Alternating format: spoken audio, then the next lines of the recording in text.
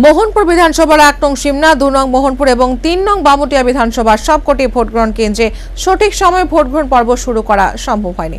কোথাও বা ভিভিপ্যাট, আবার কোথাও ইভিএম গোলযোগের কারণে এই বিলম্ব। তবে দুপুর ৩টা পর্যন্ত মোহনপুরে কোনো অপ্রীতিকর ঘটনার খবর পাওয়া যায়নি। ৩টি বিধানসভার সবকটি বুথে বিরোধী পোলিং এজেন্ট না থাকলেও শাসক দলের এজেন্ট ছিল। মোহনপুরে ভোট গ্রহণ প্রসঙ্গে শিক্ষামন্ত্রী রতন লাল নাথ নিজ প্রতিক্রিয়া জানিয়েছেন। সাবলীলভাবে এবং উৎসবের মেজাজে ভোট প্রদান করছে, অন্তত আমার এলাকায় যতটুকু দেখছি।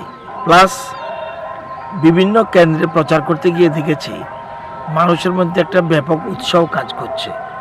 অতীতে যতগুলি লোকসভা নির্বাচন হয়েছে এর থেকে এই নির্বাচনটা একটু ব্যতিক্রম বলেই মানুষ উৎসবের মেজাজে ভোট দিচ্ছে। এবং দুটো কেন্দ্রেই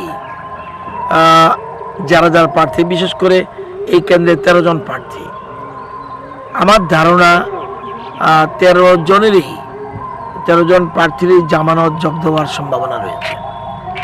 এবং বিজেপি প্রার্থী অন্তত কমপক্ষে 4 থেকে 4.5 লক্ষ ভোটের ব্যবধানে প্রতিমা ভৌমিক জয়ী হবেন। এখন প্রতিযোগিতা হবে দ্বিতীয় স্থান নিয়ে। এটা কংগ্রেস, আইপিএফটি এবং সিপিএমের মধ্যে প্রতিনিধিত্ব হবে কারা দ্বিতীয় স্থান পাবে। এবং দ্বিতীয় স্থানটাও অনেক দূরের, মার্জিন এত বেশি হবে সেখানে দ্বিতীয়র সাথে প্রথমের কোনো রকম প্রতিযোগিতা হচ্ছে না। এবং এই